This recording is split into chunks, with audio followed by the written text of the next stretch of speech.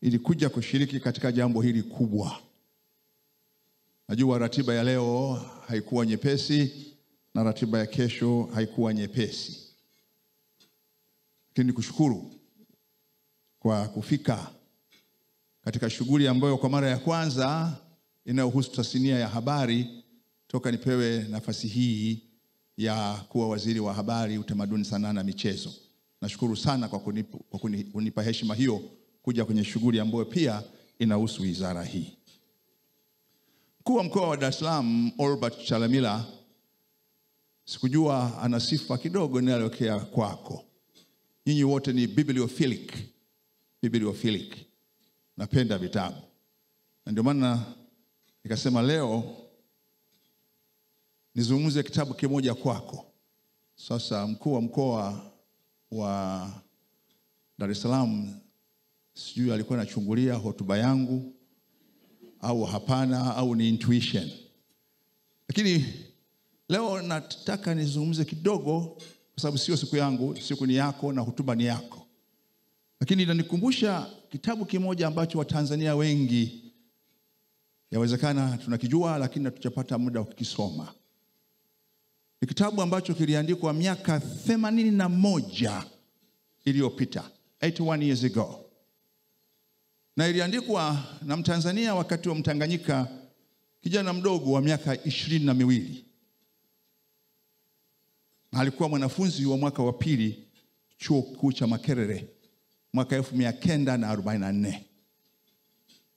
Na alipokiandika kama insha ya mashindano ya wakati huo ya East African Literature Bureau, hakikuchapishwa. Kikakaa katika makabrasha yake. Lakini alipofariki, walipoanza kupanga nyaraka zake, wakakikuta. Na sasa kimechapwa kwa jina la Uhuru wa Wanawake. Kitabu kilichoandikwa miaka 81 iliyopita, mwaka 1944, na aliyekiandika kitabu hicho akiwa na umri wa miaka 22 ni Julius Kambarage Nyerere, ambaye baadaye akawa baba wa taifa wa nchi yetu. Na baadhi ya mambo aliyoandika kitabu hicho alirudia tena mwaka 1968 katika insha yake inayoitwa Tofauti inayojulikana kuwapo kati ya wanawake na wanaume. Narudia tena. Mwaka 1944, kijana wa miaka 22, mwanafunzi wa mwaka wa pili Makerere, anaandika, katika mambo yanayotegemea akili, hakuna tofauti inayojulikana kuwapo kati ya wanawake na wanaume. Naendelea kunukuu. Anasema, mwanamke kama Malkia Victoria wa Uingereza aliweza kutawala vizuri na kwa akili sawa na mwanaume mwingine yeyote. Mwanamke kama John Austen wa Uingereza aliweza kuwa mwandishi mashuhuri kama mwanaume yeyote. Mwanamke kama Joan wa Arc wa Ufaransa ni shujaa kama mwanamke mwingine yoyote. Mwaka 1944. Na naamini kabisa Mwalimu Julius Kambarage Nyerere angekuwa anaandika kitabu hiki leo, mmoja ya watu ambao angewaweka katika kitabu hiki kama mfano wa wanawake waliofanya vizuri na katika maeneo mengi zaidi ya wanaume ni Dr. Samia Suluhu Hassan, Rais wa Jamhuri ya Muungano wa Tanzania.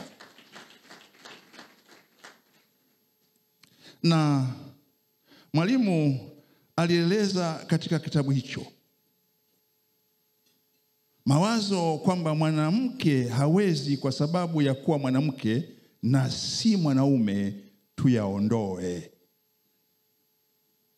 Fikiria maneno hayo ambayo yameandika miaka 81 iliyopita, lakini bado yanaakisi hali ya leo.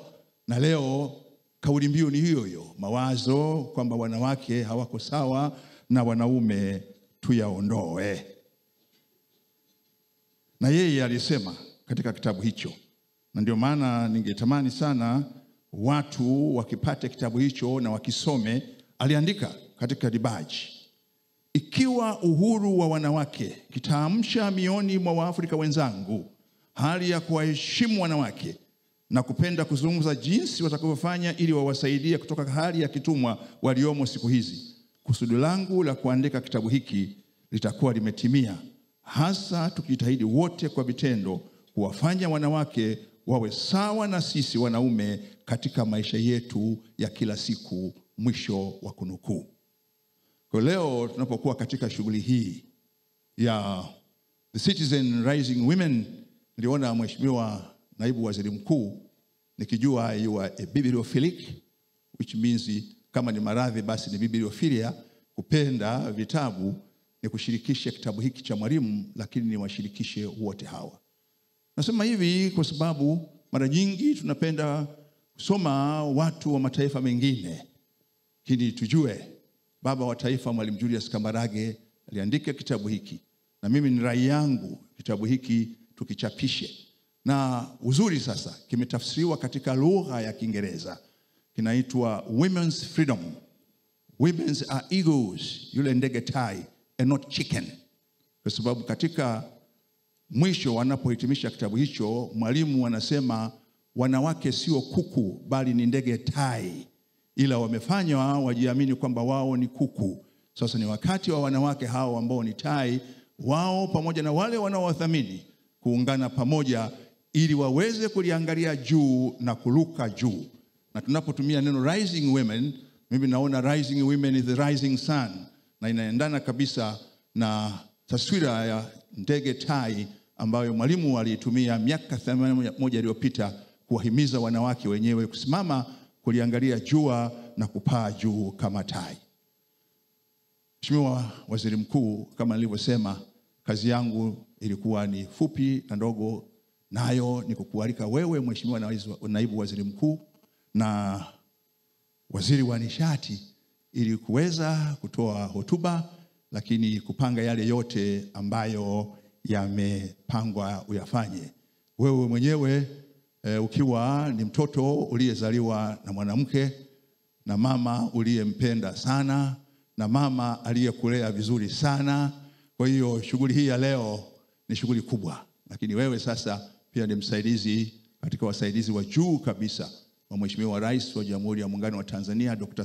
Samia Suluhu Hassan, ambaye amedhihirisha yale ambayo mwalimu aliyasema miaka 81. Wanawake wanaweza kufanya mambo makubwa, tena makubwa kabisa kuwazidi wanaume. Jamhuri ya Muungano wa Tanzania. Kwa heshima na taadhima, Mheshimiwa Naibu Waziri Mkuu na Waziri wa Nishati, karibu uzungumze na kaumu hii na kupitia kaumu hii na Watanzania wote wanaotusikiliza. Karibu sana.